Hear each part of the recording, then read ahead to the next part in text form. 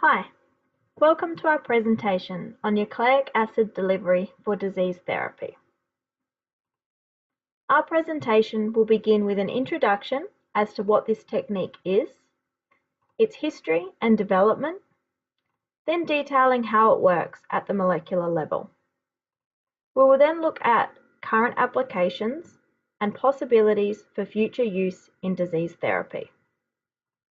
Finally, we will cover advantages and shortcomings of the technique.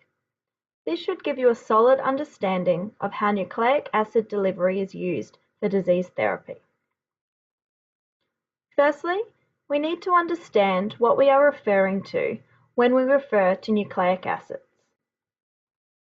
Deoxyribonucleic acid, commonly known as DNA, and ribonucleic acid, commonly known as RNA, are two naturally occurring varieties of nucleic acids and are simple linear polymers that are well known for their storage of genetic information and protein synthesis.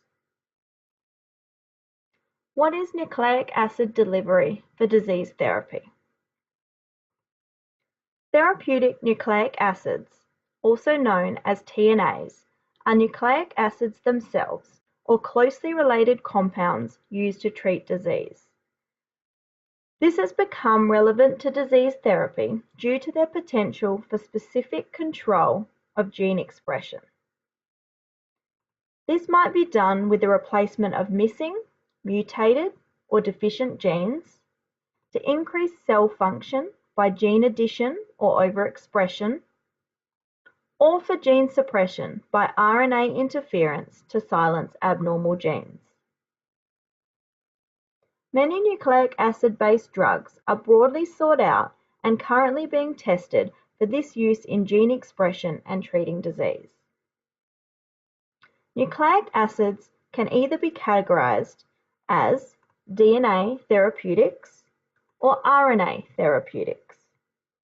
DNA therapeutics includes antisense oligonucleotides, DNA aptamers, or gene therapy.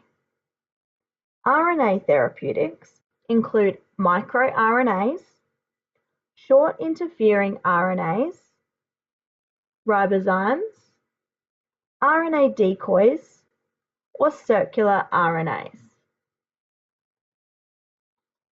What is nucleic acid delivery for disease therapy used for?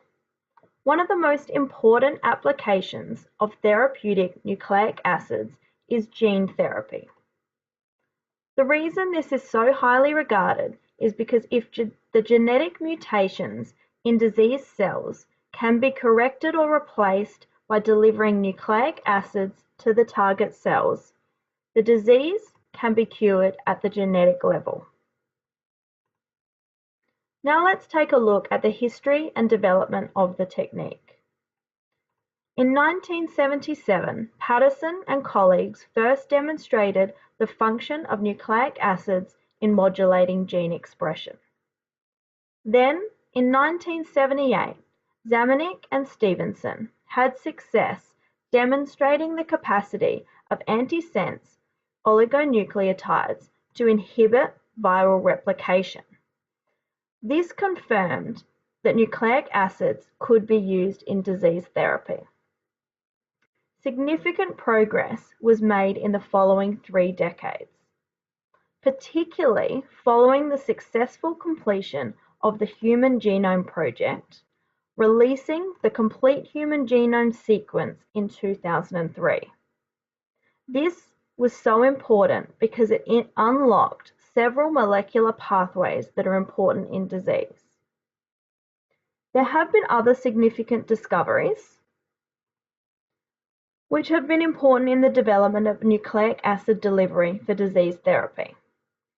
These other significant discoveries are that several types of RNA with complex biological functions have been discovered in addition to messenger RNA, also known as mRNA, and transfer RNA, also known as tRNA. The understanding that RNAs can act as enzymes has led to the development of RNA analogues with useful or unusual properties. Enhancing the bioavailability of nucleic acid-based drugs was also a significant discovery. Along with these previously mentioned discoveries, there have also been many technological advances that have led to what nucleic acids can be used for in disease therapy today and its future possibilities. The particular technological advances that have had a really large impact in this area are advances in DNA synthesis, synthetic biology, systems biology, computational biology, bioinformatics, and nanotechnology. Now let's have a look at how it works at the molecular level. All DNA therapeutics and RNA therapeutics, except for gene therapy, work by either inhibition of DNA or RNA expression, thereby halting production of abnormal protein related to a disease, while leaving all other proteins completely unaffected. Although various types of TNAs exist, they share a common mechanism of action that is mediated by sequence-specific recognition of endogenous nucleic acids through Watson-Crick base pairing. DNA delivery methods, commonly referred as DNA transfection, comprise insertion of a foreign gene into eukaryotic cell nucleus for expression of an encoded protein. Both DNA and RNA molecules are negatively charged and therefore may share delivery methods. The transfection journey of RNA targets the cytosol within a cell, whereas DNA needs to target the nucleus within a cell to be effective. DNA and RNA therapeutics modulate the expression of proteins by distinct mechanisms such as by binding mature messenger RNAs in the cytosol or nuclei to interfere with gene expression, or by binding precursor RNA in the nuclei to regulate splicing, or thirdly, by acting as guides for engineered nucleases, introducing permanent site-specific modifications into the genome. Gene therapy works differently to what we've just been discussing. Gene therapy works that a normal copy of a gene is inserted via a vector to replace a faulty or a missing gene and to restore the usual function of the protein. Genetically engineered viruses are used as they can infect the cell to deliver the nucleic acid. Viruses such as retroviruses integrate their genetic material, which includes the new gene, into a chromosome into the human cell, whereas viruses, like adenoviruses, introduce their DNA into the nucleus of the cell, but the DNA is not integrated into a chromosome. Here is an example of gene therapy using an adenovirus vector. While this diagram may look a little complicated, we can see the new gene here, demonstrated in purple. It has been incorporated into this genetically modified virus shown here. The virus enters the cell through the cell membrane by attachment to a primary receptor, interaction with a secondary receptor. The virus enters the cell in a clathrin-coated vesicle. It is transported to endosomes. Acidification results in partially disassembly of the caspid. altered virion escapes into the cytoplasm and is transported to the nucleus, and this is where replication occurs. Following on from the considerable amount of research conducted on therapeutic nucleic acids brings us to a time where many developments are approved for human use. As previously mentioned, there are a number of methods for clinical application of therapeutic DNA and RNA, with the delivery of these nucleic acids to target tissues carried out by viral and non-viral vectors. Currently, there are several different viral vectors used, all with varying benefits and limitations. One example is the use of adenoviral vectors in the therapy of cystic fibrosis. People with cystic fibrosis have a defective cystic fibrosis transmembrane regulator gene, or CFTR. It affects the movement of chloride ions across the plasma membrane of the respiratory epithelial cells. The adenoviral vector has proved to be effective in some clinical trials for cystic fibrosis therapy due to its affinity to respiratory epithelial cells. Adenoviruses are double-stranded DNA viruses where the E1 coding gene can be removed and replaced with the therapeutic CFTR gene. This vector then targets and enters the respiratory cells via an interaction between the viral fiber protein and the surface receptor protein.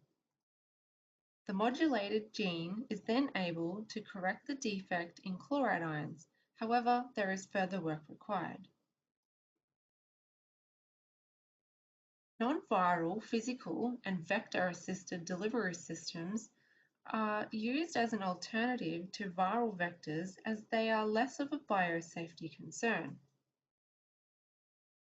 The method behind non-viral delivery of nucleic acids uses physical or chemical systems to enable therapeutic nucleic acids to enter target tissues. This includes the use of liposomes, polymers, ultrasound utilization, or particle bombardment, to name a few. An example of a recent development in 2013 is the approval of the antisense oligonucleotide drug Kynamro. It acts upon the protein apolipoprotein B, otherwise known as ApoB. ApoB is a component in low-density lipoprotein cholesterol, and increased levels are associated with an increased risk of developing cardiovascular disease. Kynamro is administered via injection and travels through the blood bound to plasma proteins, where it interacts with the receptors on the surface of the cell and enters via endocytosis. It works to inhibit the synthesis of the ApoB in patients with hypercholesterolemia. Excitably, there are many possibilities for future work in the realm of nucleic acid therapy, ranging from treating infectious diseases through to diabetes and cancer. But one example that stands out is taking an approach to develop a solution to a problem that affects public health globally, and that is resistance to antibiotics. Due to a number of reasons, one being costs, the answer to the problem is not a continued supply of new antibiotics to overcome resistance. Therefore, one strategy that has been proposed is the use of antisense agents to inhibit the resistant mechanisms. This method works by using the antisense oligonucleotide to bind to the messenger RNA and prevent the gene transcription, therefore interrupting the expression of the resistant genes. The most significant advantage of nucleic acid delivery technique is that it can be utilised for the treatment and prevention of various diseases that impact an individual's quality of life. The recent research shows that it can be beneficial in the treatment and/or prevention of inflammatory bowel diseases such as Crohn's disease and ulcerative colitis, which affects approximately 75,000 Australians, liver disease, which impacts the lives of 5.5 million Australians and an astounding 40% of the population over the age of 50, and dermatological diseases such as psoriasis and atopic dermatitis. In addition, nucleic acid delivery technique is being trialled as a potential treatment for some cancers. This technique also provides a potential treatment option for people with Machado-Joseph disease, a hereditary condition that affects the central nervous system, resulting in loss of muscle control and coordination. This currently has no adequate treatment options, so it is hoped that nucleic acid delivery can improve the circumstances for those living with the condition. In addition to the diseases that can be treated by the nucleic acid delivery technique, there are further advantages. A significant advantage is that the technique provides an increase in the available treatment options for patients and practitioners. There is also the fact that when administered topically, orally, or via intranasal spray, nucleic acid delivery technique is much less invasive as compared to other methods of treatment such as surgery, injections, or infusions. Finally, as this technique increases the amount of treatment options and the likelihood of successful treatment, it therefore increases the instances of positive outcomes for patients. The technique is promising as a form of treatment for several diseases, but it is still in its infancy and has some shortcomings. To use the technique for disease therapy, the nucleic acid must be delivered to the nucleus or cytosol in its intended target tissue. Issues can arise, therefore, in relation to the effectiveness of the delivery of nucleic acid into the intended intracellular destination within the target tissue, whilst minimizing the exposure of non-target tissues in the vicinity. Oral administration of nucleic acid therapy can be somewhat problematic, particularly in the form of siRNA. Due to the nature of the stomach's low pH, it is possible that depurination of nucleic acid may occur. Digestive enzymes can also cause the occurrence of degradation when the nucleic acids progress through the intestine. Epithelial cells and mucus layers also pose difficulty as a physical barrier to the oral administration delivery method. When administered orally, the nucleic acid may also be subjected to the process of phagocytosis. The final shortcoming of oral administration is that of the charge of siRNA and target cell surfaces. As both the siRNA and target cell surfaces are negatively charged, this becomes an issue as they repel one another, consequently resulting in the much slower arrival of siRNA to its intended destination. Integral to the pharmacokinetics and biodistribution of oligonucleotides are the kidneys. As such, the siRNA and uncharged oligonucleotides are excreted renally. This is attributable to their low binding ability to albumin proteins. The size of the siRNA is typically between 3 to 6 nanometers, which allows for rapid ultrafiltration by the kidneys. The excretion of antisense oligonucleotides is minimized and is subsequently disseminated further throughout the body than siRNA as a result of plasma protein binding. Antisense oligonucleotides and siRNA both accrue in the abdominal region, typically in the kidneys and liver, and thereafter will affect the dispersal of molecules.